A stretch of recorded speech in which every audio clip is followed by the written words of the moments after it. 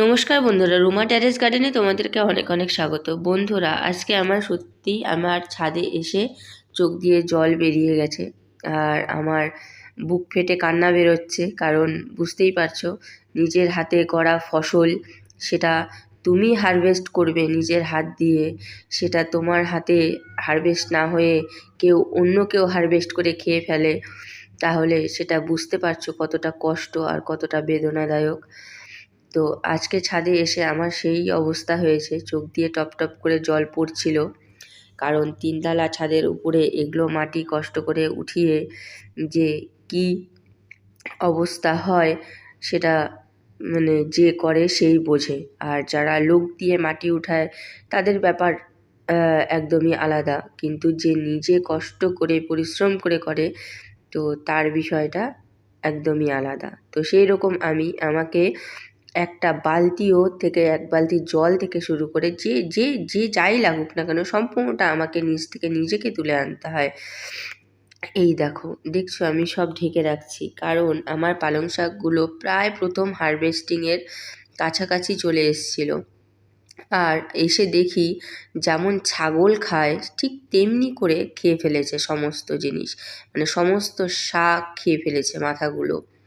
মানে আমার চোখ দিয়ে জল পড়ছে। তা আমি প্রথমে ভেবেছিলাম হয়তো বানর খেয়েছে, তো আমি সেটাই আমার ধারণা ছিল। তারপরে আজকে আমি বসে বসে ছাদের মধ্যে কাজ করছিলাম, তো তখন আমি দেখলাম যে বানর নয়, ওগুলো পাখি খেয়েছে।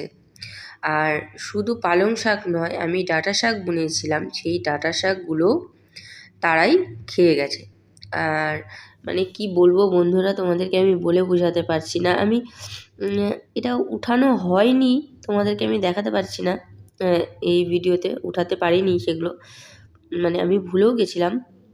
তো আর বাকি জিনিসগুলো আমি সাইড করে দিচ্ছি। আর এই যে এটা দেখছো, এটার মধ্যে আমি দিয়েছিলাম লাফা শাক, যেটা একদমই ভালো হয়নি। মানে হয়েছিল সম্পূর্ণ বীজে জার্মিনেশন হয়েছিল, কিন্তু একদম ছোট অবস্থায় বাড়তি হয়ে হলুদ হলুদ হয়ে গেছে। জানি না কেন, সারের জন্য না এখানে নিচে কলা গাছ টুকরো টুকরো করে কেটে দিয়েছিলাম তার জন্য হয়েছে, বুঝতে পারছি না। তো সেটা যখন চলে গেছে আর সেটার মায়া করে লাভ নেই, এটা হবে না, তার জন্য আমি ওটাকে সরিয়ে ফেলে উঠিয়ে দিয়ে আমি এখানে দিয়ে দিলাম ভিন্ডির বীজ। তো ভিন্ডির বীজগুলো দিয়ে দিচ্ছি, আর বাকি সমস্ত কিছু আমি একদম প্লাস্টিক চাপা দিয়ে দিয়েছি যাতে আর খেতে না পারে। এমনকি আমার শশা গাছটা, যেটা আমি অনেকগুলো বীজ লাগিয়েছিলাম, মাত্র একটা বীজ থেকে গাছ জার্মিনেশন হয়েছিল, কিন্তু সেই গাছটাকেও এমনভাবে খেয়েছে, মানে কি বলবো, শুধু ডান্ডিটা দাঁড়িয়ে আছে, দুটো পাতা গজিয়েছিল সেই দুটো পাতাকে খেয়ে দিয়েছে। মানে কি বলবো, আর বলার কিছু নেই। আর সত্যি কথা বলতে, এত প্রচুর পরিমাণে পাখি আমাদের এখানে ছিল না। মানে ছিল খুব, মানে এত প্রচুর পরিমাণে ছিল না। তো যেহেতু আমাদের বাড়িতে প্রত্যেক দিন পাখিকে ওদের জন্য এক্সট্রা করে ভাত রান্না করা হয়, ওদেরকে ভাত দেওয়া হয়, তারপরে চাল এগুলো দেওয়া হয়। আর তাই সেই কারণে না, পাখিটা অত্যাধিক আমাদের বাড়িতে এখন চারিদিকে শুধু পাখি আর পাখি। তো সেই কারণে পাখির অত্যাচারটা এখন বেশি বেড়ে গেছে।